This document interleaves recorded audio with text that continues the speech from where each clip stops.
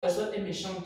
Ce n'est pas parce que la personne veut irriter Dieu. C'est simplement parce que la personne n'a pas la connaissance de Dieu. Amen. La personne ne sait pas qu'en fait, nous sommes son ouvrage.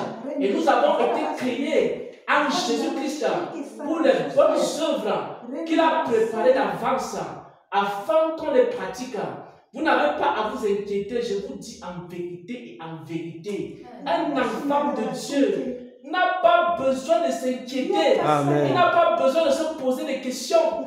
Parce que nous sommes l'ouvrage de Dieu.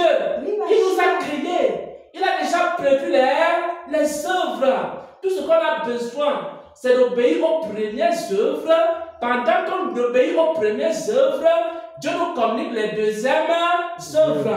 Et quand nous sommes en train d'obéir aux deuxièmes œuvres, il nous communique encore les troisièmes œuvres. Les troisièmes œuvres sont encore plus glorieuses que les deuxièmes œuvres. Et pendant que nous sommes en train de pratiquer les troisièmes œuvres, Dieu maintenant va nous communiquer les quatrièmes œuvres.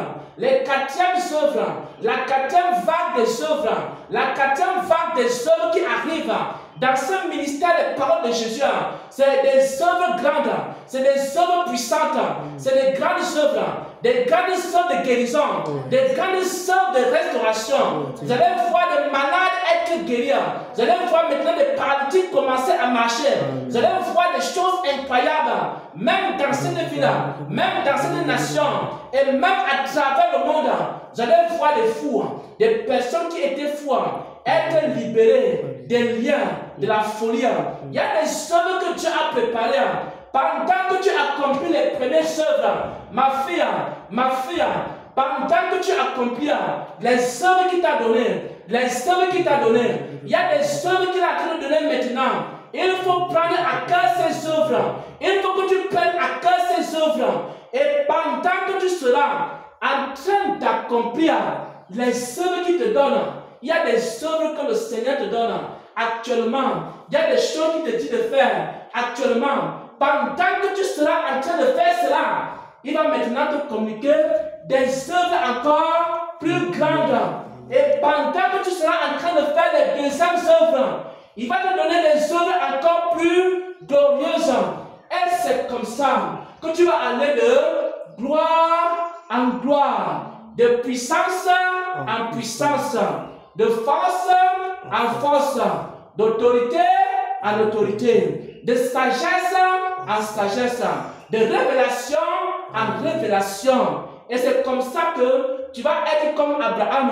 Lorsqu'Abraham est quitté la maison de son père, il n'était pas encore un homme très riche, il n'était pas encore dans une grande gloire, mais vers la fin de sa vie, Abraham combattait les rois. Abraham était devenu tellement puissant, Abraham était devenu tellement fort qu'il pouvait aller en guerre contre des rois et vaincre ces rois. Mais Dieu lui a d'abord donné quoi? Des petites œuvres. Au fur et à mesure qu'il obéissait aux premières œuvres, Dieu ajoutait des œuvres encore plus grandes. Et quand il obéissait encore, Dieu ne faisait que ajouter et élever les œuvres. Au point où Abraham est devenu tellement grand, est devenu tellement puissant, et personne n'osait plus attaquer Abraham. Bien-aimés frères et sœurs en Christ, si tu es chrétien, tu n'es pas la dernière personne sur la terre. Tu es l'ouvrage de quelqu'un. Est-ce que vous savez que nous sommes l'ouvrage de quelqu'un?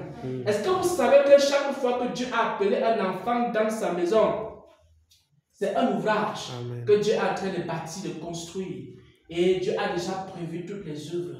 On n'a pas besoin d'aller chercher des choses et venir dire à Dieu, Seigneur, bénis-moi, j'ai trouvé la femme, j'ai trouvé le travail.